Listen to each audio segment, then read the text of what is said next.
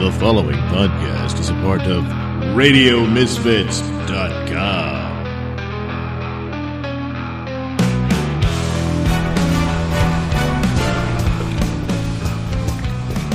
And now it's time for the Mr. Nailsin Show.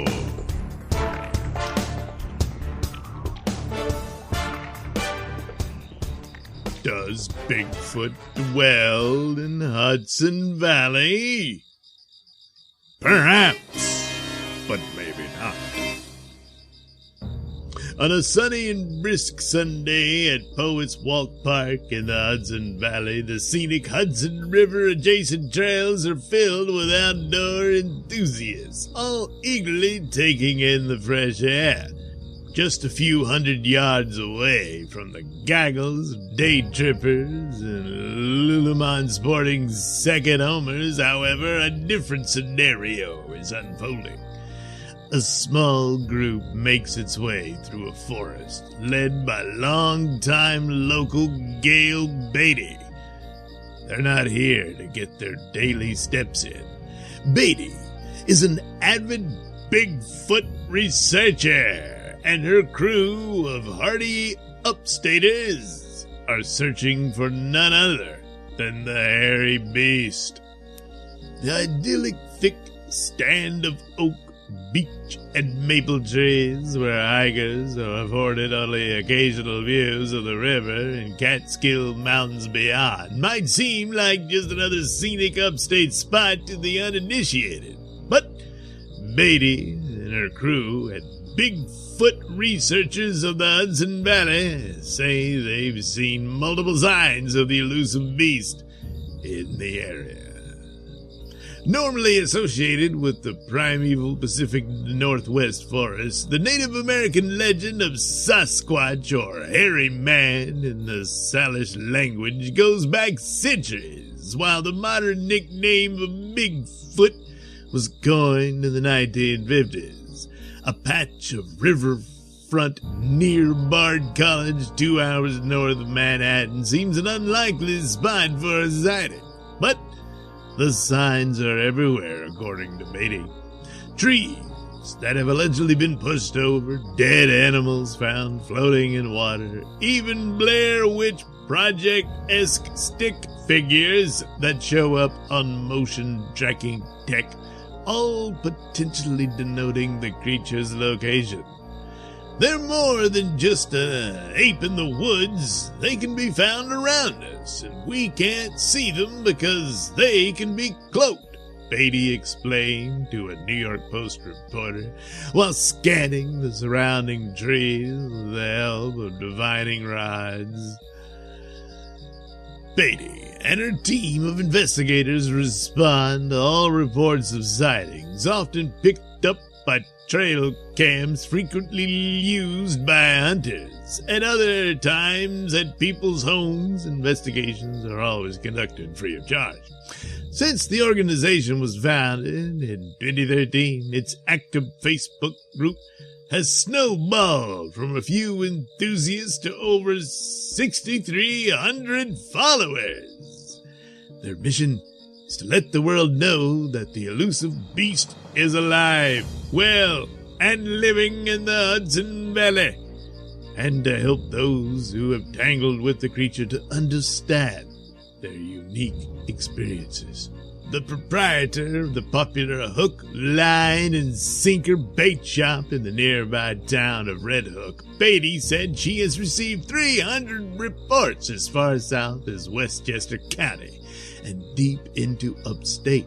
The most recent one coming 2 months ago when a juvenile was spotted on a property in Elizaville.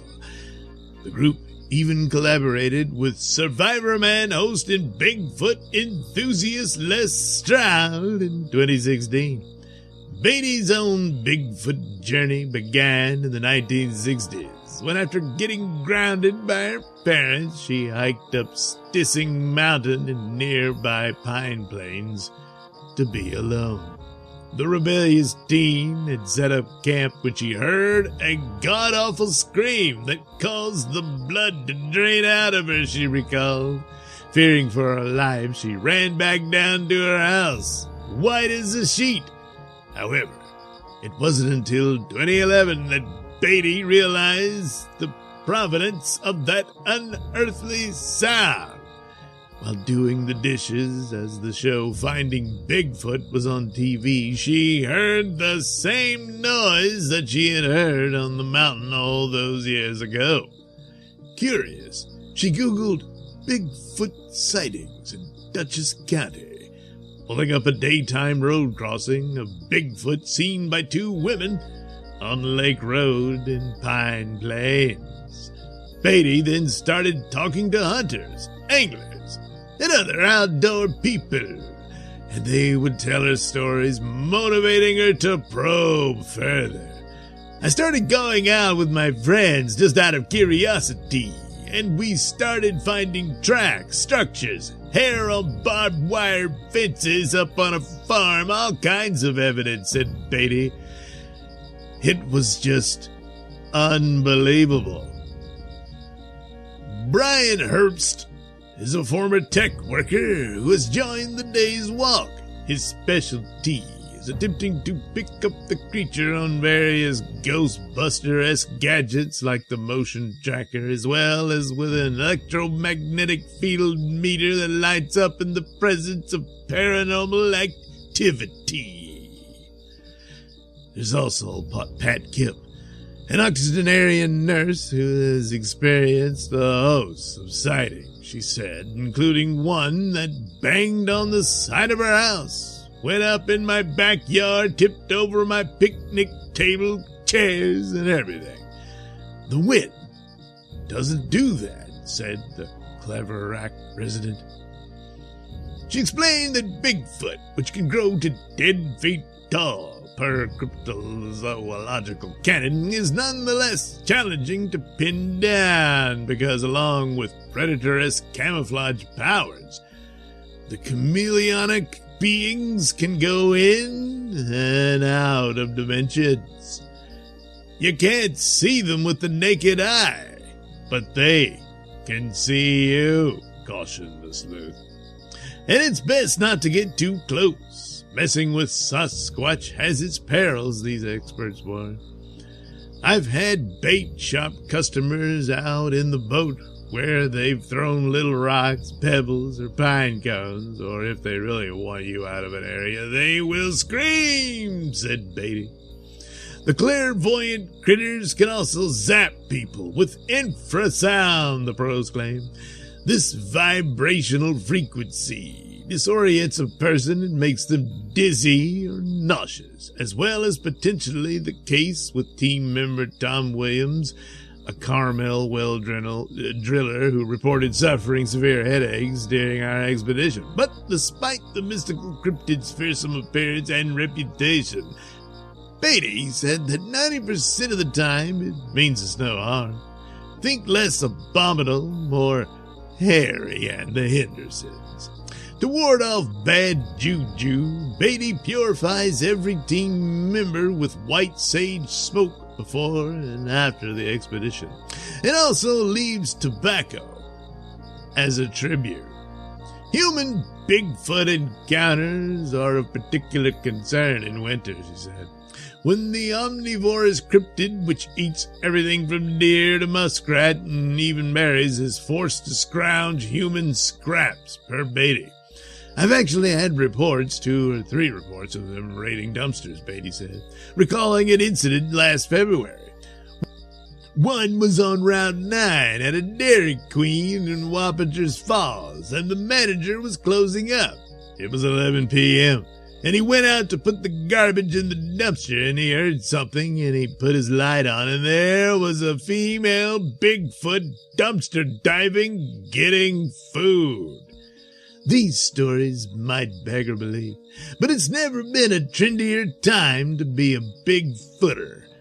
There are more than 30 active podcasts related to the hairy humanoid. There are sold-out Sasquatch spotting tours, and fans can watch documentary films like last year's American Sasquatch, Man, Myth, or Monster, in which ex-detective David Paulides tries to crack the mystery using expert testimony, DNA evidence, and even quantum mechanics. Meanwhile, a civic science survey found that belief among U.S. adults increased by 18% from 2020 to 2022. While a 2024 study found that Bigfoot-related merchandise generates $140 million annually. Social media has been credited for accelerating the spread, as platforms like YouTube and Reddit are rife with alleged photos and footage of the beasts, which Beatty and her researchers believe live in every state. To help Bigfoot infestees, Beatty and her team will conduct residential investigations for people that are having problems with these things coming around.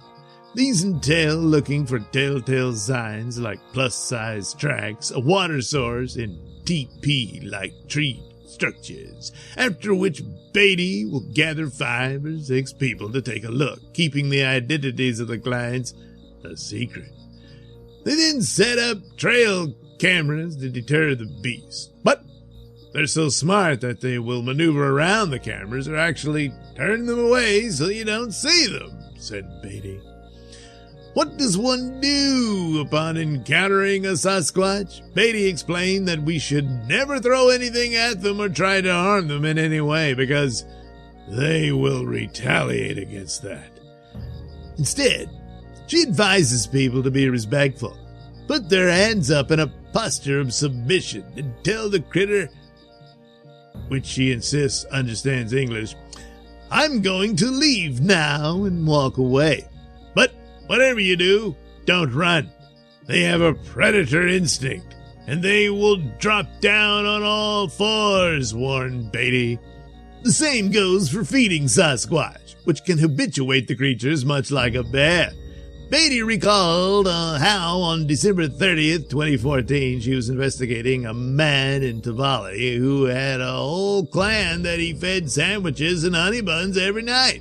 Accompanying her were some Massachusetts investigators with a special nighttime camera. While on site, she saw a white Bigfoot walk by the house, whereupon they geared up and went outside, which was when all hell broke loose. As soon as I stepped out on the deck, the trees started breaking, Beatty recalled. We all start walking down toward the creek, maybe 100 yards away from the house. He's one of the investigators filming 5 Bigfoot, and they're getting really mad, and they're starting to throw these trees down like pretzels. The team ran back to the house when they saw a blue light shoot up in the sky. It changed our life. All of us, recalled Betty. All of us looked at each other like, oh my God, there's something otherworldly going on here. Which is what they were seeking in the first place, but Matthew Moneymaker, 60, a leading Sasquatch expert who's been investigating since the 80s, told the New York Post he is skeptical of overly detailed stories on Bigfoot's psychic abilities.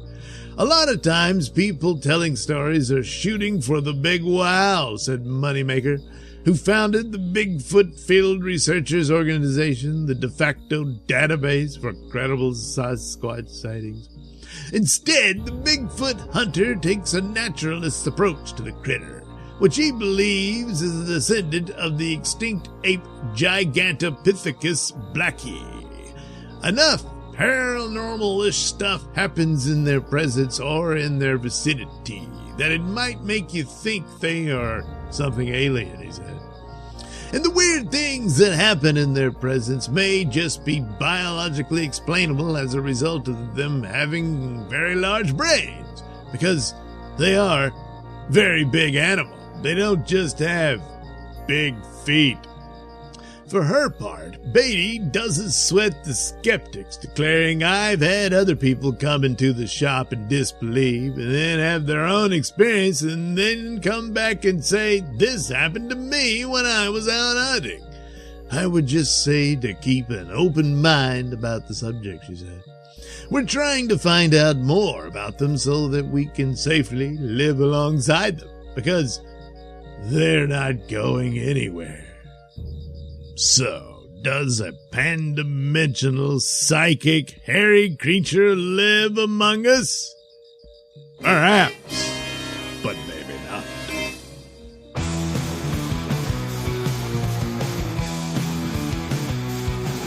You're listening to the Mr. Nailsin Show here on RadioMisfits.com. Smellogs Poop, the super delicious laxative, presents The Adventures of Sun King. Faster than the speed of light, more powerful than an atomic bomb, able to leap the moon in a single bound. Look! Up in the sky! It's a comet! It's a UFO! No! It's Sun King! Yes, Sun King. And who, disguised as mild-mannered tabloid reporter Mark Milktit, fights a never-ending battle for truth and justice. Something else is coming through.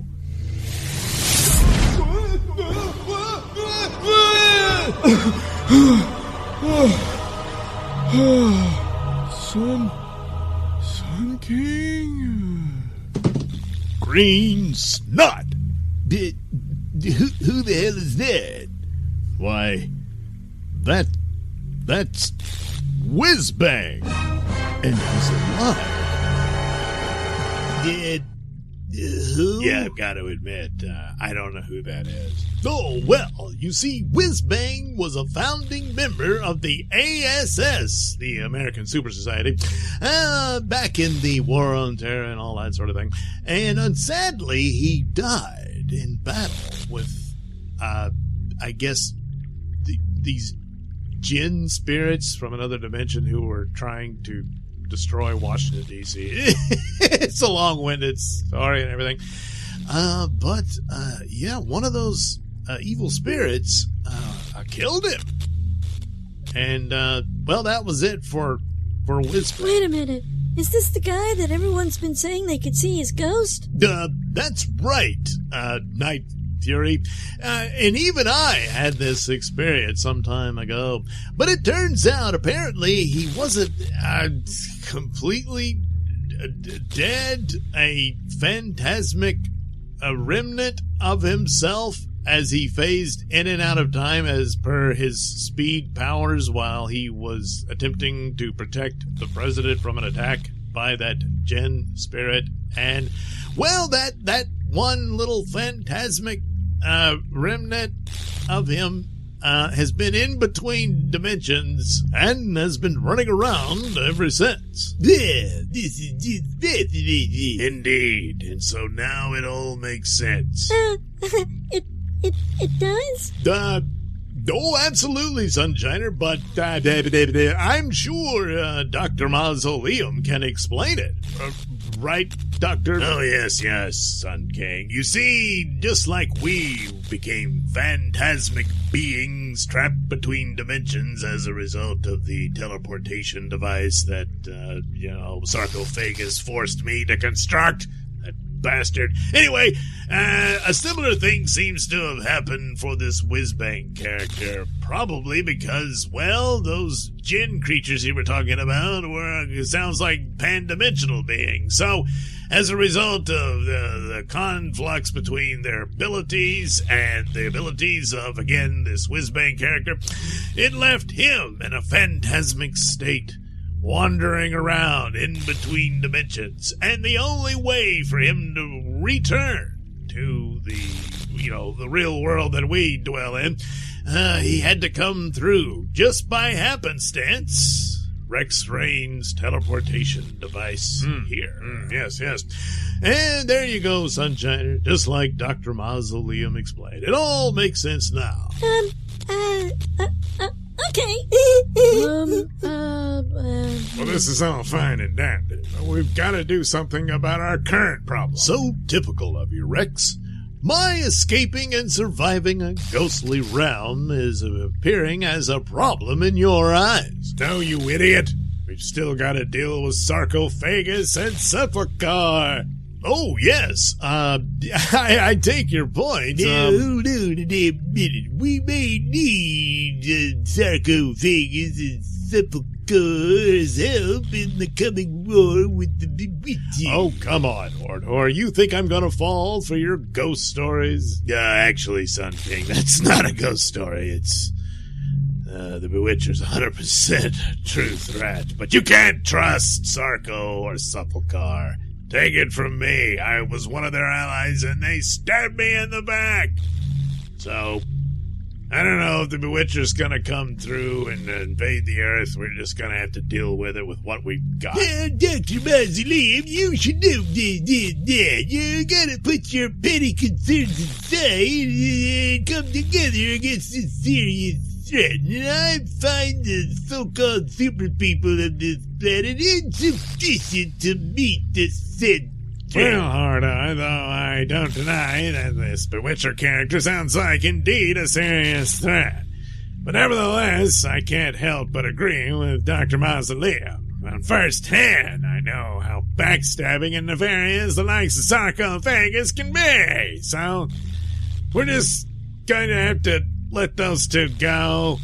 And, well, we'll welcome Dr. Mausoleum to the team and hope for the best. In the meantime, I'd better take Whiz Bang up to the ASS Space Station headquarters and give him a full checkup in the high-tech med lab that we have up there. Then I'll leave it to you to figure out what to do with sarcophagus and sepulchre. And Sunshine, I'm gonna need you to stay here and keep an eye on these people to make sure they do something, well, something that's not, really bad. Okay, Sun King. I'm sure I can help. Well, sure. And soon Sun King makes it up into orbit with the unconscious Whiz Bang in his arms into the satellite headquarters of the ASS.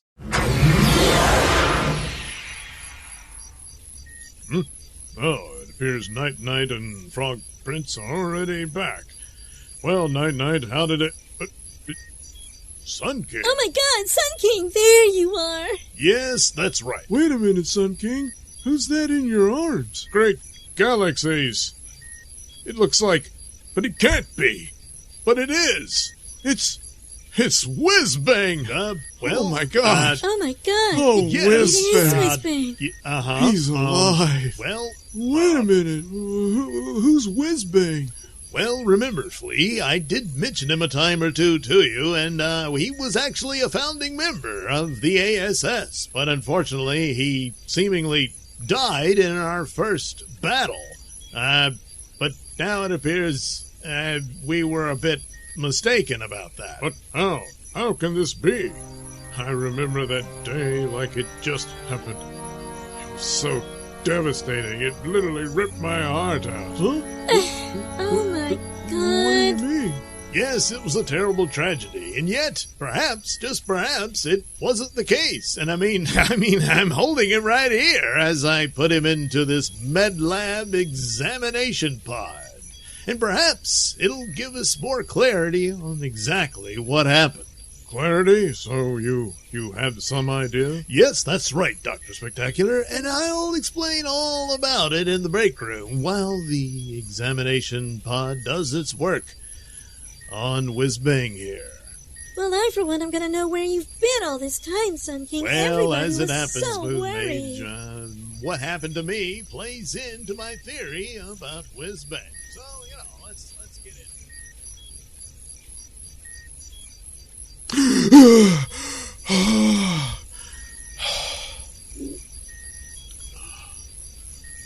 So, this is the headquarters of the mighty ASS.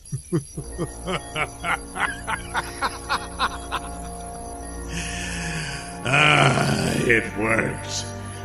It finally worked. Now the universe belongs to the Bewitcher.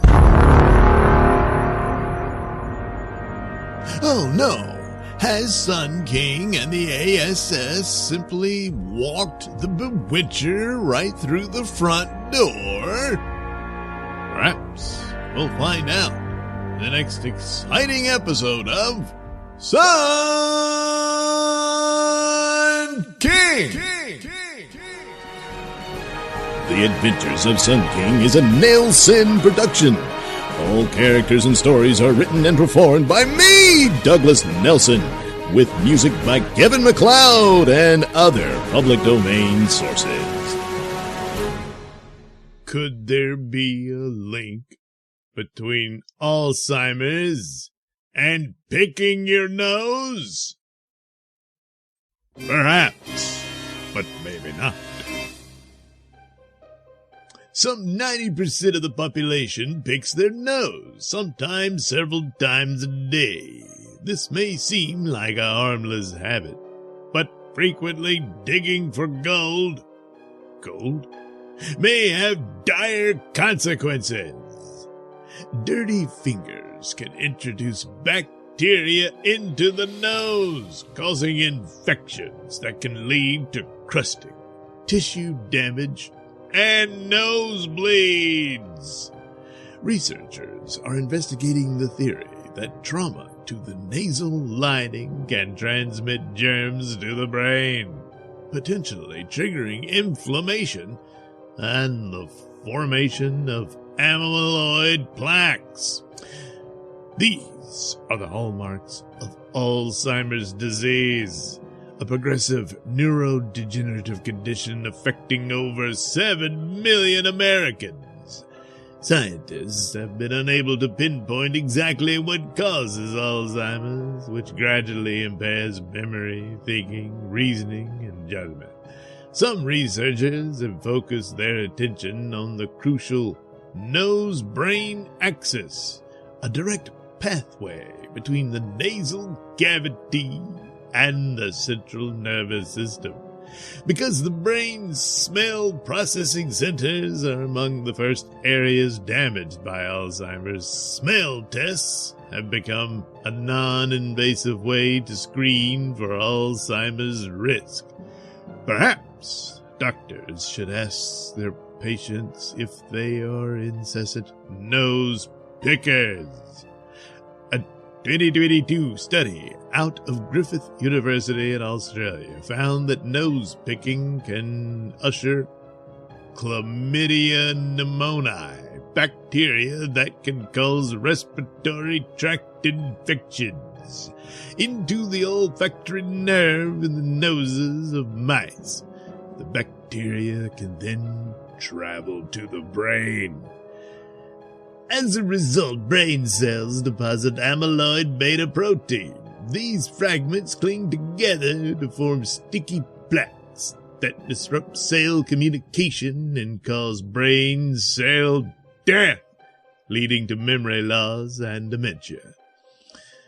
We're the first to show that chlamydia pneumoniae can go directly up the nose and into the brain, where it can set off pathologies that look like Alzheimer's disease, neuroscientist James St. John said when the research was published in Scientific Reports. We saw this happen in a mouse model, and the evidence is potentially scary for humans as well. A separate 2023 scientific review suggested that Alzheimer's neuroinflammation might be partially caused by pathogens entering the brain via the olfactory system. Researchers theorize that these harmful microorganisms change the bacterial makeup in the nose, potentially leading to a chronic low-level brain infection, neuroinflammation, and Alzheimer's. In reviewing this research last month on social media, board-certified neurosurgeon Betsy Grunch recommended practicing good nasal hygiene to avoid damaging the lining of your nose. That means not picking boogers and plucking hairs from your nose. If this is a habit you have picked up and simply cannot put down, frequent hand washing and hand sanitizer are suggested when it comes to your nasal health. Don't blow it. So, could the act of removing unsightly hairs and boogers from your nostrils lead to the hell of Alzheimer's? Perhaps, but maybe not.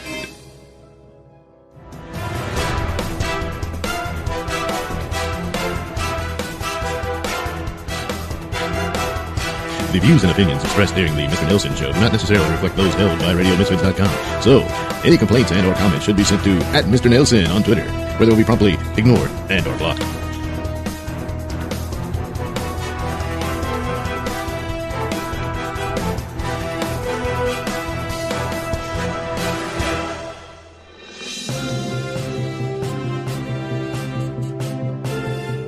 This is a Nailsin News Bulletin. A breast milk motive for theft caper. Before stealing a used Stanley Cup from a female co-worker, an accused thief remarked that the insulated tumbler would be great to hold my breast milk. Well, cops arrested Ariana Moss, 29, on a misdemeanor charge in connection with the December 29th theft at a recreation complex in Largo, Florida. Moss was observed on video surveillance looking at the cup numerous times before taking possession of the victim's 40-ounce light blue Stanley Cup and concealing it in her lunchbox before exiting the Highland Recreation Center. Moss, cops say, saw the 22-year-old victim frequently drinking that day from the $60 Stanley Cup during multiple interactions with the victim. At one point, a witness/employee told police Moss had pointed to the cup sitting on an office cabinet and remarked, "This cup would be great to hold my breast milk." Okay. Moss, who worked as a supervisor, quit her job 3 days after the incident and has not been heard from since. Yeah, it's kind of embarrassing and all very stupid. Moss was arrested and booked into Canada, for which she was released after her husband posted $150 bail. Well, it's a weird story, a crazy thing that she stole someone else's tumbler to put her breast milk into it, you know. But other than that, yeah, this isn't worth 5 seconds of anyone's time. This has been a Nailsin News Bulletin.